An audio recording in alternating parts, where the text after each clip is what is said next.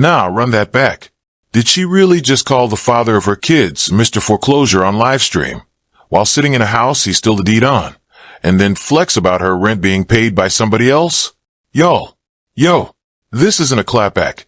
This is a woman lighting the whole zip code on fire and pretending she brought marshmallows. Something snapped this week. Not loud, not messy. Snapped cold.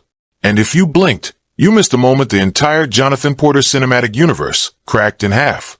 Look, before we get an inch deeper into this thing, tap that subscribe, ring the bell, drop a comment, because part 2 of what I'm about to lay out is already in the drafts, and you don't want to hear it secondhand from your cousin. Ride with me. And I mean ride, because what I'm about to unpack didn't happen in a vacuum. This didn't fall out of the sky on a Tuesday. This is the culmination of a 2-year slow bleed that finally hit an artery on livestream, and half the internet still thinks it's just a breakup arc. It's not. It's a structural failure. The kind where the load-bearing wall of an entire brand comes down while everyone's staring at the wallpaper. So when I say something snapped cold this week, I don't mean her tone. I mean the contract, the unspoken one, the one that held the whole Porter empire together for the last 4 years. That's the one that broke. And she broke it herself, on her own stream, with her own mouth, wearing her own laid edges, in a room he still legally owns. Sit with the geometry of that for a second before we go any further, because the room she's in matters as much as the words she said in it, the when and the what. Late last week, Jaidyn Alexis, Blueface's first baby mother, the mother of Javon and Journey Porter, went live on her Twitch and, in the middle of a fan Q&A, ranked her ex a flat 10 out of 10 as a father, with 10 being the lowest. She dragged the Robux allowance, dragged the daycare no-shows, and, in the line that's now bouncing across every timeline, allegedly announced she doesn't call him her baby daddy. She calls him Mr. Foreclosure. Same stream. She told her chat her rent was already paid by Dada, and made a point that Dada is not Mr. Foreclosure. Setting, her living room.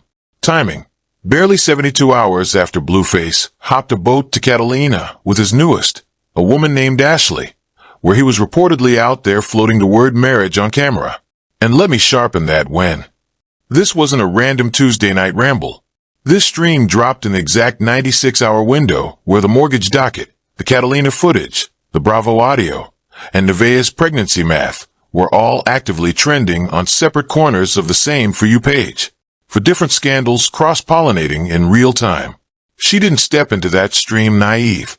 She stepped into it knowing every single receipt was already loaded into the feed, and she went live anyway. That's not a woman losing her composure. That's a woman timing her release. Anybody who's ever sat with a publicist for 10 minutes knows. You don't drop the money line unless the tide is already carrying you. She had a tide. She had a room. She had a chat. She had a hairstyle. She had a press cycle. And she used it. The setting matters more than the sentence. Because when a woman sits inside a house whose mortgage is in default and tells the world her rent is covered, even if the her in that sentence is fuzzy, even if that house and this house are the same house or 2 different houses, the aesthetic of the flex is what lands. Viewers don't parse deeds. They parse vibes. And the vibe was, this man cannot cover a roof, but somebody is covering mine. That's the sentence that made the internet tilt its head. That's the sentence that made the group chats start typing. And now watch what she said next. Let's just read the receipts. Filings dated June 6, 2026, per outlets tracking the docket. The mortgage company on Blueface residence states he has not made payment, and the property is officially in the foreclosure pipeline. Cool. Sit with that. And sit with it specifically, because has not made a payment in mortgage servicer language is not the same as is behind on payments. Being behind is a rhythm problem. 0 payments is a posture problem. That's a homeowner who has, at minimum, stopped engaging with the servicer entirely. That's usually one of 3 postures. 1. The funds don't exist. 2. The funds exist but are frozen upstream by another judgment. Or 3. The homeowner has been advised by counsel that the property is going to be surrendered anyway, so payments become throwing good money after bad. Given what we already know about the Vegas judgment and the royalty garnishment, posture number 2 is doing a lot of heavy lifting here. And posture 2, for the record, is worse than posture 1. Posture 1 is broke. Posture 2 is broke and being actively drained by 3 other creditors standing in line. Rolling Stone, dated back to the earlier civil ruling. Blueface was ordered to pay more than $13 million to the strip club where the October 2022 incident unfolded. Rolling Stone, 13 million with an M. That's not a bad month. That's a bad life bracket. For context, because we throw around numbers on this channel, and I don't want it to blur, a $13 million civil judgment is not a settle it and move on situation. That's a life of the ledger situation. Even under the most favorable interpretation of collection law in California, the plaintiff has, per court records, 20 years to enforce that judgment and can renew it for another 20 after that, which means for the rest of Jonathan Porter's earning career. And I do mean rest of career, plural decades. Every check with his name on it is going to have somebody with subpoena power sniffing it first. That includes streaming royalties. That includes touring guarantees. That includes brand deals. That includes NFT residuals, if that ever comes back. That includes podcast host fees. Anything that clears through a domestic entity with a paper trail. And that's before we even get to the separate judgment on the Soulja Boy side. Then XXL, on top of the mountain that already existed. Blueface unfazed by reports that his music royalties are being garnished to pay $131,000 judgment to Soulja Boy's child's mother. So the ASCAP checks, the residual, the thing rappers ride out their 30s on, those are being intercepted before they even hit his account. That's complex confirming it too, by the way. Same receipt. And I want to slow down on that word garnished, because the internet has been using it interchangeably with seized, and they're not the same thing. Garnishment means a court has instructed a third party, in this case ASCAP, or the label, or the distributor, to hand the money over to the plaintiff before it ever reaches Blueface's bank account. He never touches it. He never sees a statement with a positive number on it. From his perspective, Thoshiana and every catalog record generating passive income is now effectively somebody else's asset until that $131,000 clears. And when that clears, guess what's still waiting? The $13 million. The garnishment order for the Vegas plaintiff will simply slot into place behind the current one. And the pipeline stays occupied. Different plaintiff, same pipe, same faucet, same bucket, different name on the bucket. That's what procedurally broke actually means when you break it down mechanically. It's not vibes. It's plumbing. And then, from Jaidyn herself, per the stream clipped and archived. Big spender data. This house rent is paid. This house paid. I don't even want to tell y'all who paid my rent this month. Okay. I said okay because there's nothing else to say. That's the whole timeline right there. He can't pay for his house. She's not paying for hers either. And the tension between those two sentences is where this entire episode lives.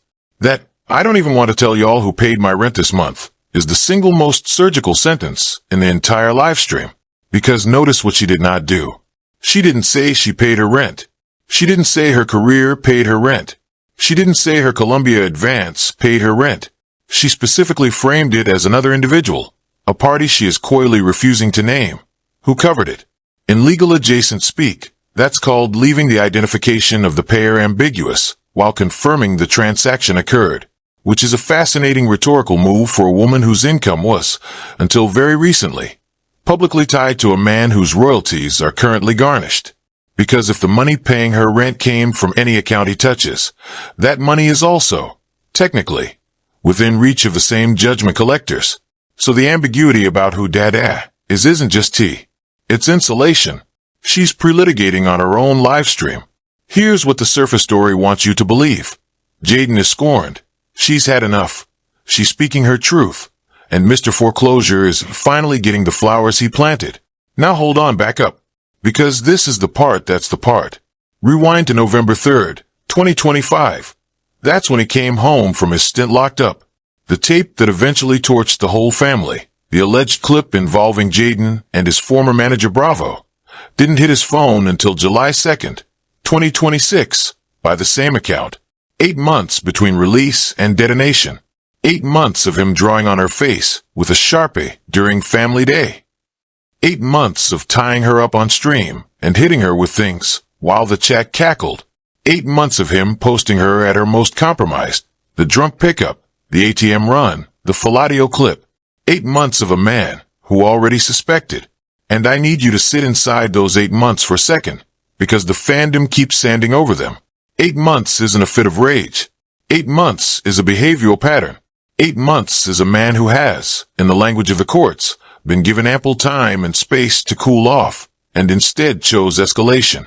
8 months is a man who, if a hypothetical civil filing ever emerged from her side down the line, would find his own social media archive being introduced as evidence of a sustained course of conduct. Every Sharpie clip, every tie-up clip, every family day that ended with her looking dissociated in the corner of a live stream. Every one of those uploads is a time-stamped exhibit sitting in the cloud. He wasn't just posting content. He was, unknowingly, building somebody else's case file for them. And her whole time, until this week, she was the one riding hardest for him. Defender-in-chief when Krazian caught the smoke. Silent signer on the label deal. The one who publicly said, according to interview clips pulled back into rotation, that basically none of the money she made through him was hers. Every proceed funneled back, which lines up with why the paperwork on the Columbia deal she signed under his imprint had folks side-eyeing from day one. Which brings us to the imprint question, because this is where the plot thickens in a way most of the coverage keeps skipping.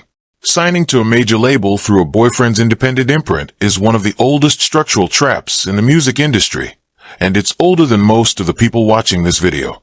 The imprint takes an override on top of the label's percentage, which means before Jaidyn ever sees her cut, 2 entities have already dipped, Columbia and Blueface Myth. If Myth is structured with him as sole owner or majority owner, then every dollar she generates has been, on paper, flowing through his corporate tax ID before touching hers.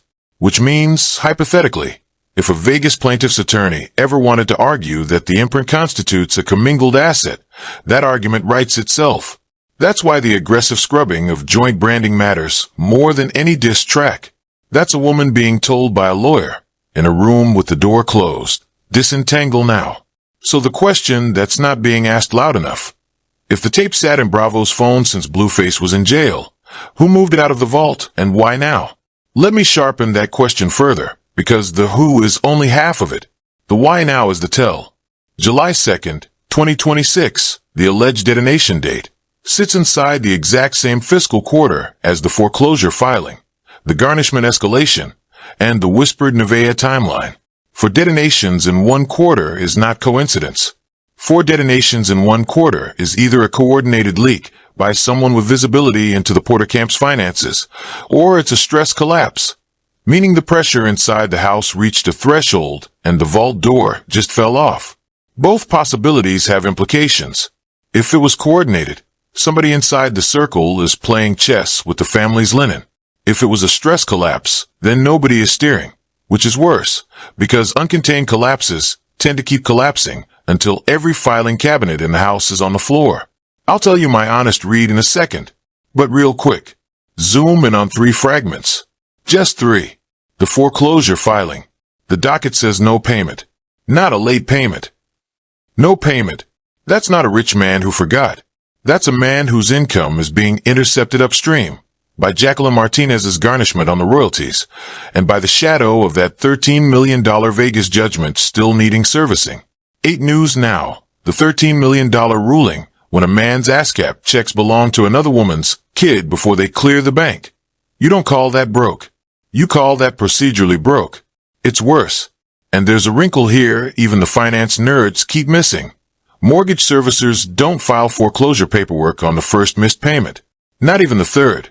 In California, the servicer typically files a notice of default only after 90+ days of delinquency, and then waits another 90 days before the notice of sale. Which means, doing the math backward from a June 6, 2026 filing, the last mortgage payment on that property most likely landed sometime in early 2026 at the latest, which places the start of the payment gap right around the moment the Vegas garnishment machinery started grinding. That's not a coincidence of timing. That's cause and effect in slow motion. He didn't miss one payment. The pipe got clogged upstream, and the house has been drying out for months, which also means everyone in his camp, his mother, his managers, his accountants, has known this was coming since spring. They watched the fuse burn. Nobody blew it out. The Catalina posting. Watch the beach footage again. There's a moment where he's on the phone with Carissa's crew, and someone asks if he's coming home for the night. He says he's staying one more night. One more night on an island where the last woman he brought there was Cryptix. Not Jaidyn. Never Jaidyn. That location choice isn't romantic. That's a message written in latitude and longitude. And it's aimed at two baby mamas at once, not one. Catalina, for viewers not deep in this lore, isn't just any getaway. It's the same island that hosted the previous Cryptix chapter. The one that produced some of the most clipped audio in the entire Blueface rock era. So the semiotics of taking a new woman to that specific island and filming it and going live from it is not accidental. It's overwriting a save file in public. It's saying to Cryptix, this location no longer belongs to us. And it's saying to Jaidyn, and neither do you, because you were never invited here in the first place. Two erasures with one boat ride. And the fact that he did it inside the same news cycle where he was about to end an emotional live stream over the Bravo allegations. That's the part that makes it read less like a vacation and more like a statement. A man who's fine doesn't need to make statements. The sentence structure. Go back to Jaidyn's stream. Listen closely. She said, when I make it. Not, now that I made it.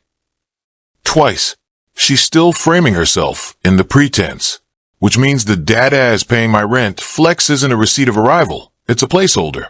Somebody's covering the runway while she figures out what comes after Blueface. Whether that somebody is Bravo or Bowden or the mystery figure her 9-year-old son keeps naming casually on camera. The math is doing itself out loud. Instagram reel. Jaidyn refusing to be publicly embarrassed. I had to read her transcript 3 times to catch it. Once you see it, you can't unsee it. And here's the buried tension inside fragment 3. The when I make it tense structure is the same tense structure she was using in interviews 2 years ago, before the Columbia deal was even public. Which raises an uncomfortable follow-up nobody's asking. If she signed a real, substantive major label deal in 2024, and she's still in when I make it mode 2 years later on stream in 2026, where did the money go? Did the imprint override eat the advance? Did the recoup structure eat the momentum? Was the deal ever as robust as it was publicly framed to be?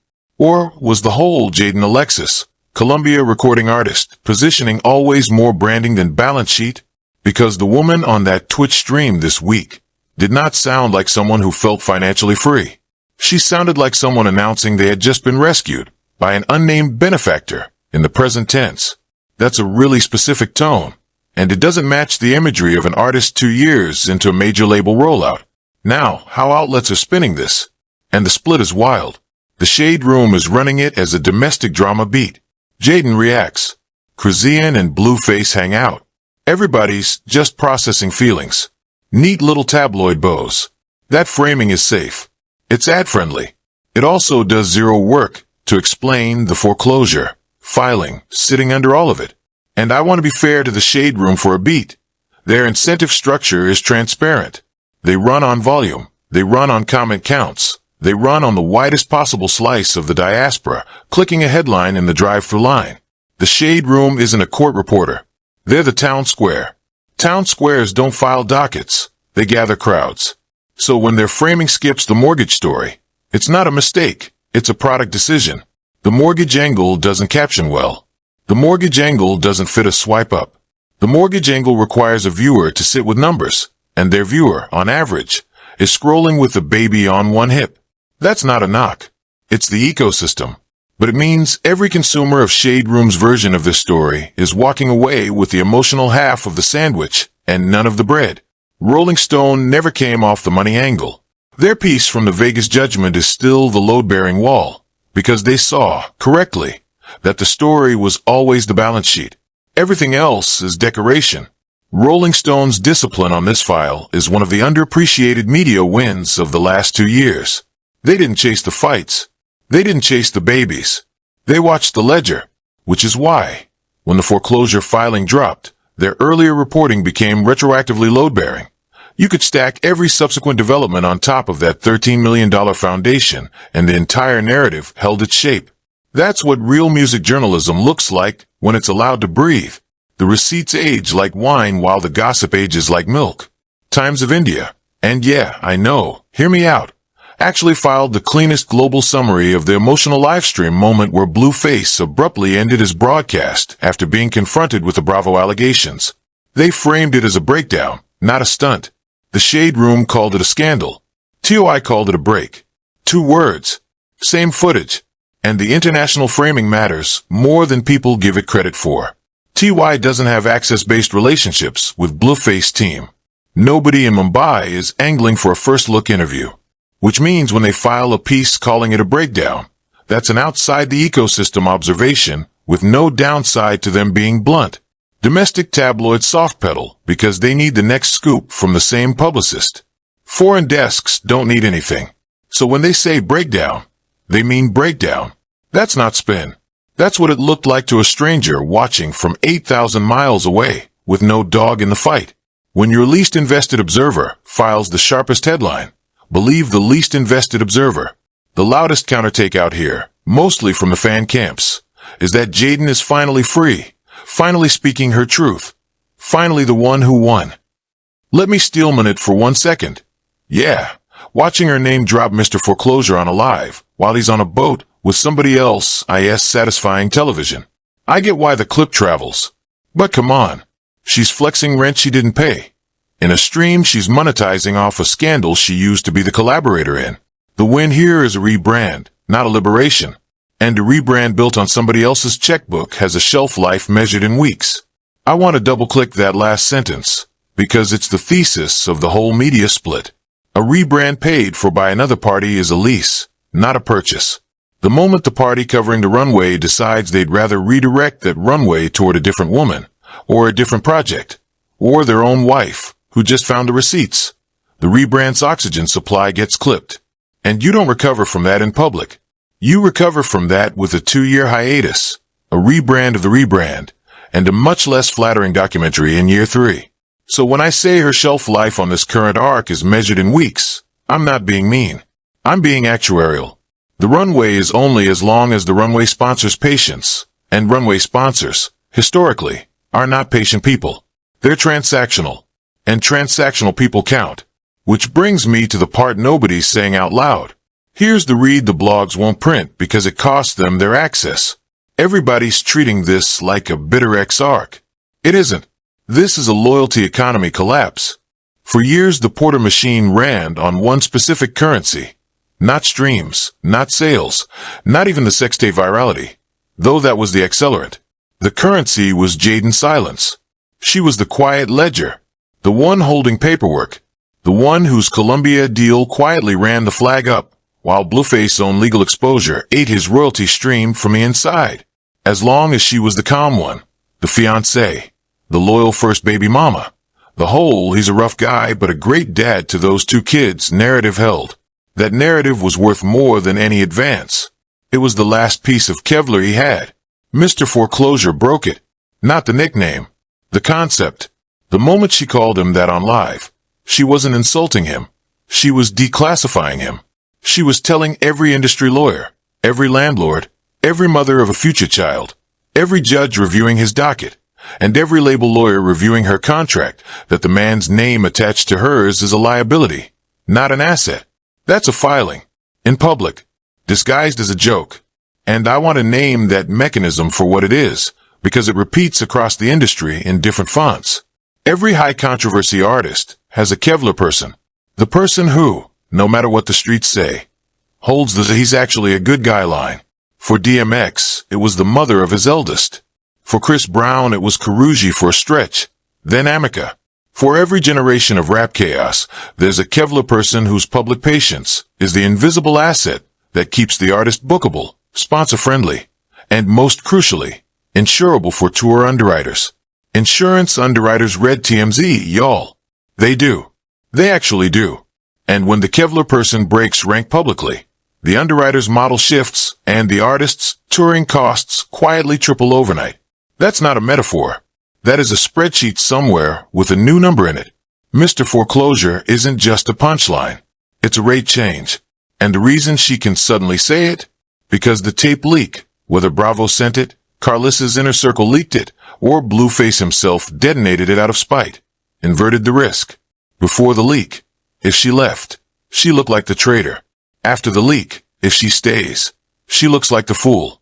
So she flipped it into content, straightened her hair like the whole industry noticed, called herself J. Kardashian, in the mirror somewhere off camera, and started building a lane where his last name doesn't matter.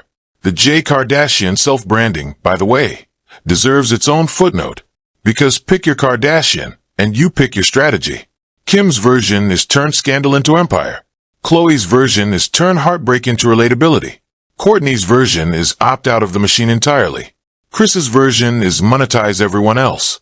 The Kardashian archetype Jaidyn is drafting on isn't clear yet, and that ambiguity is the tell. She hasn't picked her lane. She's just picked her comparison, which means the next 6 months of her content are going to feel like an AI B test in real time.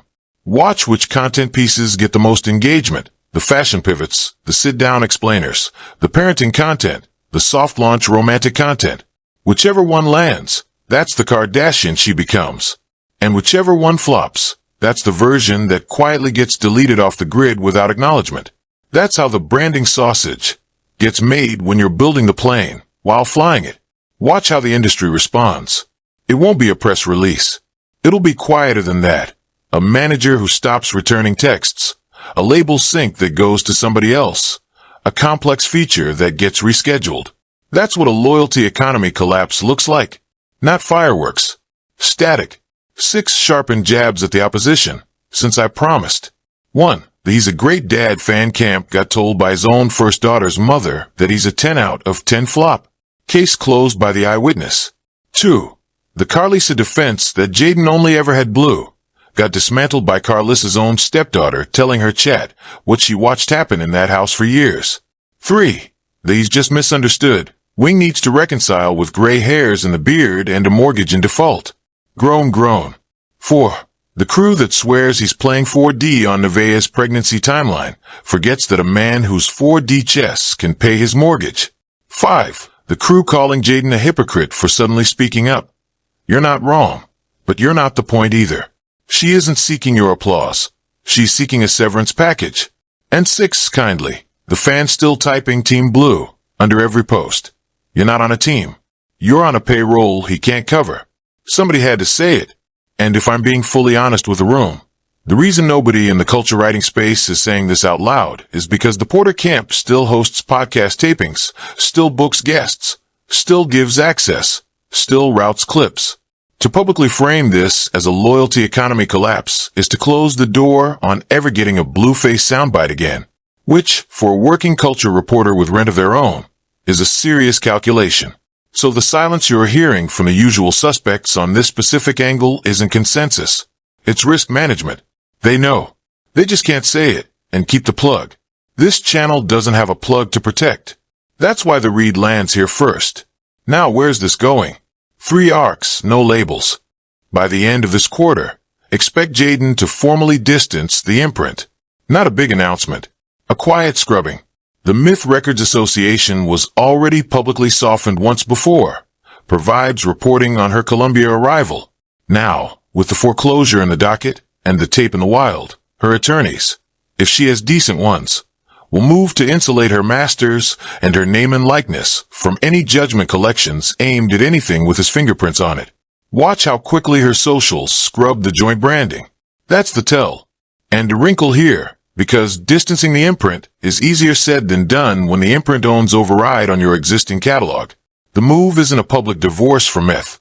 The move is a quiet repapering of future releases under a new entity, a Jaidyn Alexis LLC, or a partnership with a different producer, or a direct-to-Columbia arrangement that bypasses Myth entirely on new material. The existing catalog stays where it is. The new work goes elsewhere. That's the sophisticated version of what a competent entertainment attorney would advise. If, over the next 90 days, you see her drop a single with a different set of production credits and a different set of publishing splits at the bottom of the metadata, you're watching the repapering in real time. That's the docket you'll want to be reading. Don't be shocked when the paternity conversation cracks open on the Nevaeh side first, not Jaidyn's. The math is already refusing to sit still. Nevaeh said 18 to 19 weeks, counting from her last period in November 2025. And per outlets tracking, Blueface only came home November 3rd, 2025. That's a razor-thin window, and even his own family is squinting at it on camera. When that pregnancy resolves, one of two things happens: a very quiet DNA request, or a very loud one. Both in the same. The father of 4 branding gets an asterisk. Let me widen that math out for the people in the back. Standard obstetric convention counts gestational age from the first day of the last menstrual period, not from conception. Conception typically occurs about 2 weeks after LMP. So an 18 to 19 week count from an LMP in early to mid-November 2025 pushes actual conception into roughly late November 2025, which, if Blueface release date is November 3rd, 2025, is technically within the plausible window. But technically within the window, and comfortably within the window, are different things. And the fact that his own father is reportedly asking the question on camera means the family itself isn't comfortable. When the patriarch of a household starts publicly counting on his fingers, that's not gossip. That's a paternity concern being pre-litigated in advance. And the reason to pre-litigate is because somebody, somewhere, has already whispered the name of a possible alternative. That's how these conversations start. Not with a test. With a whisper. The test comes later, and it either confirms the whisper or ends it. Either outcome is a headline. And 5 years out, the residue.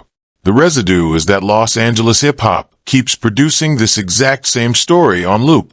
The young rapper with the viral moment, the mother figure running the business into the ground, the multiple baby mothers, the leaked tape, the foreclosure, the podcast rotation to keep the lights on. The industry doesn't punish this cycle. It feeds on it. 5 years from now, somebody else's kid is watching this play out on his mama's tablet, learning the wrong playbook by osmosis, and the algorithm is licking its lips. That's not a prediction. That's a mirror. And the pattern goes back further than most of the fandom acknowledges. This isn't a Blueface original. This is Bobby Shmurda in a slightly different key. This is Kodak Black at a different tempo. This is DMX's back catalog on a shorter fuse. Every generation of viral rap gets one archetype. The kid who blew up on a single. The mama who monetized the household. The multiple partners who each held a different fragment of the brand. The legal file that grew faster than the discography. The industry has been running this play since the ringtone era, and it will keep running it because the play is profitable. Profitable for the label, profitable for the streaming platform, profitable for the podcast circuit, profitable for the tabloid ecosystem.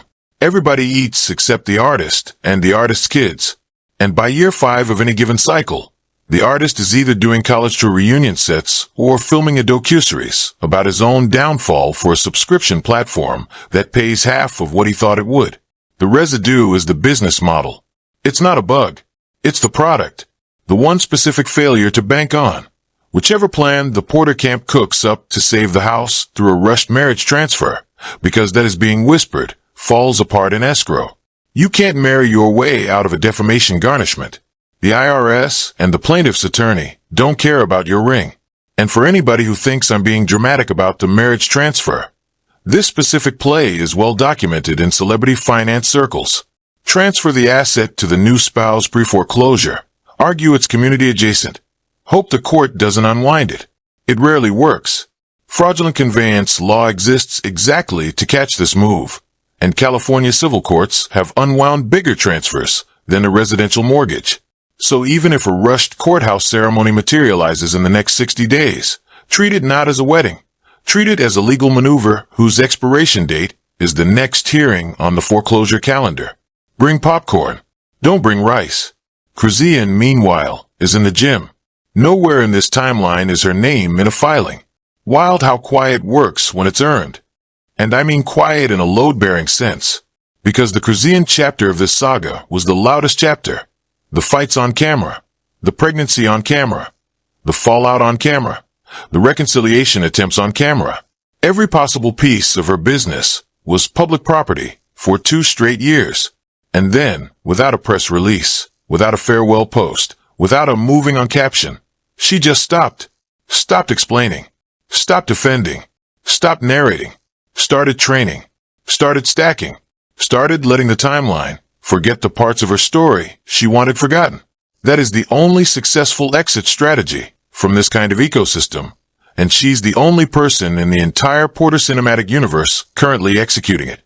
Take notes, because if the algorithm ever hands you your own version of this arc, and it will in a smaller way, to somebody watching this right now, the winning move isn't the clapback. The winning move is the silence with receipts. Cryptix has both. Everybody else is still talking. Y'all saw what I saw. Y'all heard what I heard. If this breakdown hit different than what the timeline is feeding you, smash the like, subscribe, ring the bell, and drop your read in the comments. I want the arguments. I want the "now you missed this." I want the receipts you got that I don't. Run it back. Share it with the group chat that's still team anybody, and stay dangerous. This is Fame Cryptix. One more is already loading.